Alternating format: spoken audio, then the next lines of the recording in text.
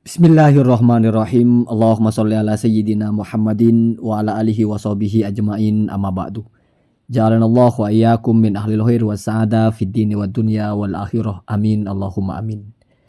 Kita awali dengan basmalah lalu diiringi dengan doa kebaikan untuk siapapun, semua pihak berbeda dan pro kontra kepada manapun tetap keinginannya adalah sama. Kali ini spesifik saya akan menyampaikan jawaban terhadap 3 pertanyaan Kiai Haji Imaduddin, di mana kalau 3 pertanyaan itu bisa terjawab maka Kiai Haji Imaduddin taslim, artinya menyatakan nasab Ba'alawi itu adalah sah. Mafhum mukhalafahnya atau kebalikannya, jika 3 pertanyaan itu tidak terjawab maka nasab Ba'alawi itu tidak sah. Sekarang kita masuki kepada apa yang telah ditulis oleh Kiai Haji Imaduddin menanggapi atau ketika ada perdebatan tentang nasab Habib di Banten. Coba perhatikan di sini Kiai Haji Imaduddin menyatakan dengan tegas bahwasanya bila 3 pertanyaan itu bisa dijawab maka nasabnya para Habib itu adalah sah. Pertanyaan yang pertama adalah, adakah kitab atau sumber lain yang valid dan original yang lebih tua dari Asy-Syajarah Al-Mubarakah yang menyebutkan bahwa Ahmad hijrah dari Irak ke Hadramaut? Sebutkan. Jawabannya adalah ini pertanyaan sudah bermasalah. Kenapa? Karena prinsip Kiai Haji Imaduddin mengangkat kitab Asy-Syajarah Al-Mubarakah, itu bisa Anda baca dalam tulisan-tulisan beliau, adalah ketika menafikan Ubaidillah sebagai putra Ahmad. Karena dalam kitab Asy-Syajarah, kitab yang paling mendekati di antara kitab yang lainnya, di situ baru muncul hasr, pembatasan putra Ahmad hanya 3.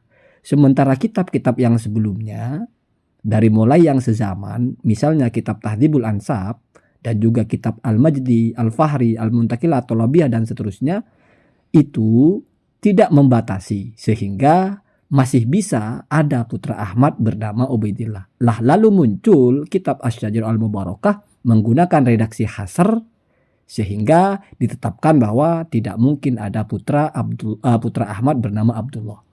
Lalu kenapa sekarang tiba-tiba malah Asy-Syajarah Al-Mubarakah dipakai untuk menetapkan bahwa Ahmad itu hijrah ke Hadramaut atau bukan? Seolah-olah dalam kitab Asy-Syajarah Al-Mubarakah juga ada keterangan bahwasanya Ahmad tidak hijrah ke Hadramaut. Padahal di dalam kitab Asy-Syajarah Al-Mubarakah tidak ada keterangan Ahmad itu hijrah atau tidak.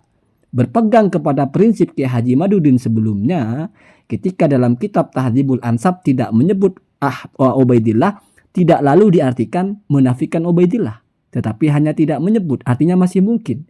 Mestinya kalau Kiai Haji Imaduddin konsisten, maka Asy-Syajarah Al-Mubarakah tidak menyebut Ahmad itu hijrah atau tidak hijrah, tidak bisa dijadikan patokan untuk menyebutkan Ahmad itu hijrah ke Hadramaut atau tidak. Kenapa sekarang tiba-tiba kitab ini dijadikan patokan untuk menafikan hijrahnya Ahmad itu ke Hadramaut? Ini namanya karet. Jadi tidak punya prinsip, sehingga dikejar pun gak akan kena. Ini tiba-tiba ada pertanyaan susulan yang baru ya. Mestinya kitab apapun yang paling mendekati yang menceritakan Ahmad itu hijrah ke Hadramaut, selama tidak bertentangan dengan kitab sebelumnya, maka itu harus diterima. Kenapa begitu?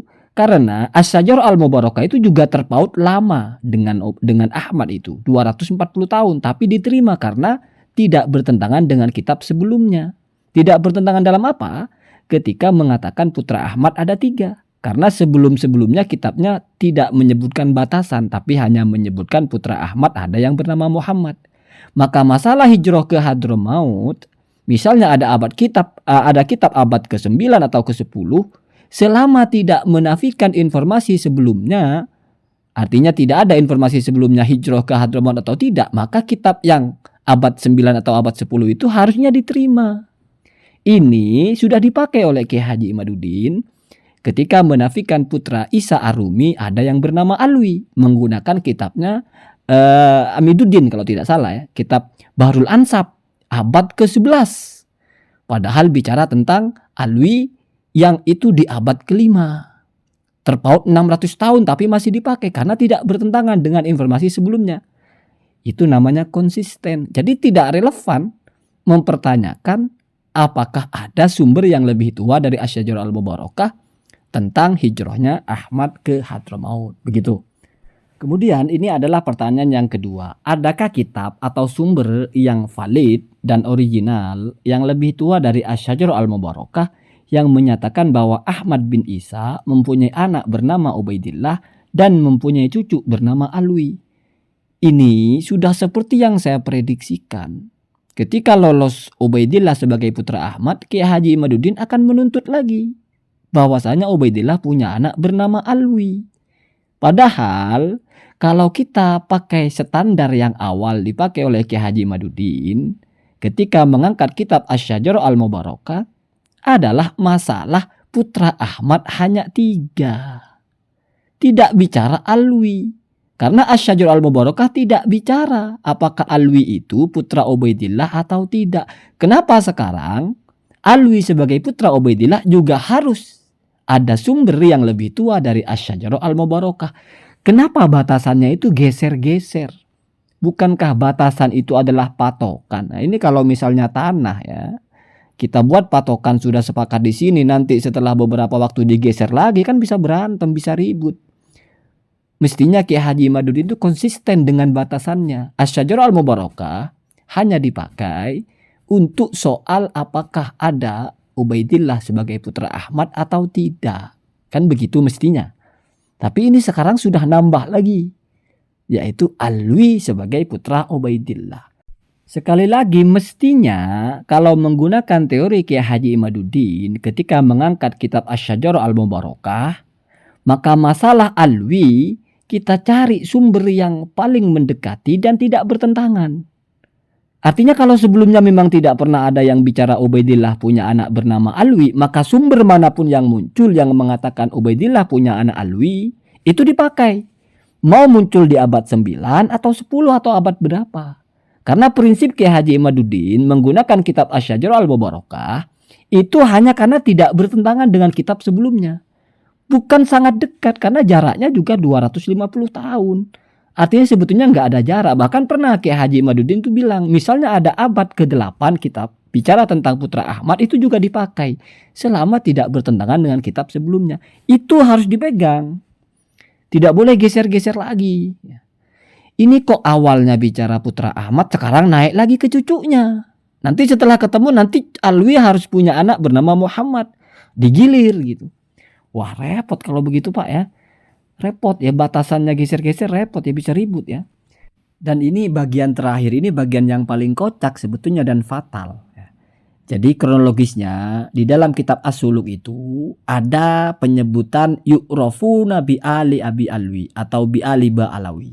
Dikenal dengan nama Ba Alawi. Kata Kiai Haji Imaduddin itu bukan Ba Alawi leluhurnya Habib sekarang. Sementara kata Habib Hanif itu Ba Alawi yang sekarang. Kenapa? Karena dalam As-Suluk itu disebut nama tiang-tiangnya ya, nama jalur-jalurnya seperti Muhammad yang maksudnya adalah Muhammad Faqih Al-Muqaddam. Nah, kata Kiai Haji Imaduddin itu bukan. Jadi telaah Kiai Haji Imaduddin menghasilkan kesimpulan bahwa Al-Janadi tidak pernah menyebut Ba Alawi seperti yang dikenal sekarang. Dan orang-orang yang disebut di situ bukan jalur nasab Ba Alawi seperti para Habib sekarang. Sementara yang diselisihi oleh Kiai Haji Imaduddin dalam hal ini adalah 2 kitab nasab. Seperti Tuhfatuz Zaman punya Al-Ahdal yang merupakan ringkasan dan mengkoreksi kitab As-Suluk karena ada teks yang hilang. Ada teks yang terputus dan ketika disambung maka itu klop menjadi Faqih Muqaddam. Kan begitu. Itu dibantah oleh Kiai Haji Imaduddin. Nah, lalu untuk mentahkimi ini, untuk memvonis siapa yang benar, Kiai Haji Imaduddin memunculkan hal yang lucu. Yaitu butuh kitab yang lebih tua dari As-Suluk. Yang mengatakan Faqih Muqaddam adalah keluarga Ba Alawi. Nah, artinya yang menegaskan bahwa Ba Alawi sekarang itu ya Ba Alawi yang seperti yang disebut oleh As-Suluk. Nah ini kok lucu. Bukankah prinsipnya ketika ada kitab berbicara tentang hal-hal yang masih multi interpretasi, artinya tidak bisa dipastikan apa maksudnya, maka ya sudah diabaikan saja. Sehingga kita ikuti kitab yang setelahnya yang menegaskan dengan tegas apa maksudnya. Itu berlaku Seperti ketika Tahdhibul Ansab hanya menyebut satu putra dari Ahmad, yaitu Muhammad. Berarti masih multi interpretasi. Apakah Ahmad itu punya anak lain selain Muhammad? Nah, pintu masih terbuka karena masih bisa iya, bisa tidak. Ketika ada asy-syajarah al-mubarakah yang pertama kali muncul membatasi 3, maka itu yang dipakai. Mestinya ketika ada pertanyaan apakah Faqih Muqaddam atau Ba'alawi dalam kitab Al-Janadi itu adalah Ba'alawi sekarang, itu kan bisa jadi iya, bisa jadi tidak. Maka cara memandangnya adalah jangan disimpulkan apa-apa. Dan ketika ada kitab setelahnya yang menyatakan bahwa Ba'alawi itu adalah jalurnya Faqih Muqaddam, ya itu yang dipakai. Kenapa dipakai? Karena tidak bertentangan dengan as-suluk. Kenapa tidak bertentangan? Karena as-suluk pun tidak pasti menyebut siapa. Ini sama logikanya dengan asy-syajarah al-mubarakah dipakai ketika membatasi putra Ahmad karena tidak bertentangan dengan kitab yang lebih tua atau sebelumnya. Di mana kitab sebelumnya masih multi interpretasi. Apakah putra Ahmad itu hanya satu atau ada yang bernama Ubaidillah atau Abdullah atau ada 3. Begitu Pak ya. Jadi ini namanya fair. Jadi 3 pertanyaan Kiai Haji Imaduddin ini justru menolak teorinya sendiri. Semuanya menolak teorinya sendiri. Atau mungkin ini revisinya. Atau mungkin ini kaul jadidnya. Repot kalau begitu ya. Jadi kuncinya ketika ada kitab yang isinya tidak jelas, lalu disusul oleh kitab terdekat yang mempertegas, maka itu yang dipakai. Ketika ada kitab setelah yang mempertegas itu bertentangan dengan yang mempertegas tersebut, maka ditolak. Kitab-kitab Tahdhibul Ansab, kitab Al-Ubaidili, kitab Al-Majdi, kitab Muntakila atau Labiyah, kitab Al-Fahri, semua tidak jelas tentang putra Ahmad. Ada berapa? Tapi hanya menyebut 1. Lalu muncul pertama kali kitab asy-syajarah al-mubarakah membatasi 3. Maka setelahnya kitab-kitab itu ditolak. Ketika menyebutkan ada nama selain yang 3. Itu prinsipnya. Begitu juga mestinya dalam masalah yang lain juga begitu penerapannya. Jangan tiba-tiba ini malah menuntut ada kitab yang lebih tua dari as-suluk. Sementara as-suluk posisinya tidak sama dengan asy-syajarah al-mubarakah. Ya, kenapa tidak sama? Karena as-suluk di situ tidak memastikan.